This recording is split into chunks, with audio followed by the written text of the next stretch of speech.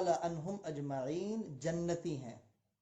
ان کا جنتی ہونا قرآن پاک کی 29ویں سورت کا نام ہے حدید، 27واں پارہ ہے، اس کی آیت نمبر 10.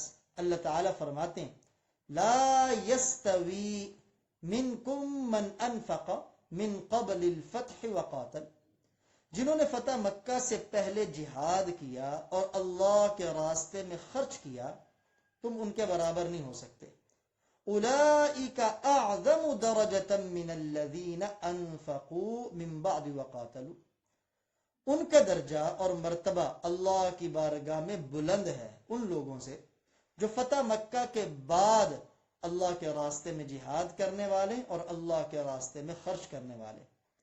لیکن وَكُلًّا وَعَدَ اللَّهُ الْحُسْنَى، حسنہ کا وعدہ، دوسرے لفظوں میں جنت کا وعدہ اللہ تعالیٰ نے ان سب سے کیا ہوا ہے.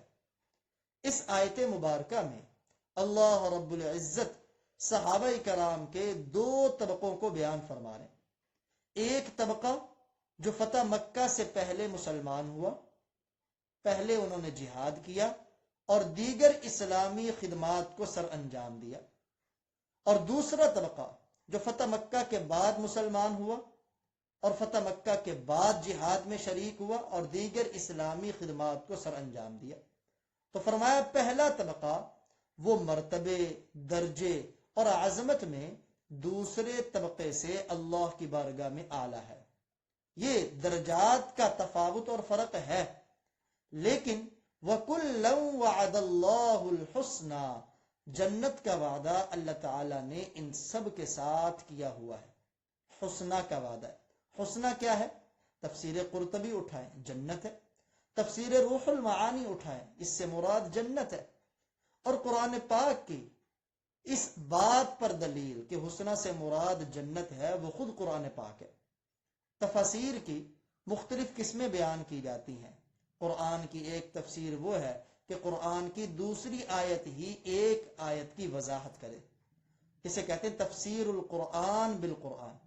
اور تفسیر کا دوسرا درجہ وہ تفسیر القرآن بالحدیث ہے کہ پیارے آقا صلی اللہ علیہ وآلہ وسلم کی حدیث مبارکہ وہ قرآن کی آیت کی وضاحت اور تفسیر کرے. لیکن سب سے اعلیٰ درجہ وہ تفسیر القرآن بالقرآن کا ہے کہ قرآن کی ایک آیت دوسری آیت کی وضاحت اور تفسیر کر دے. اب حسنہ سے مراد کیا ہے؟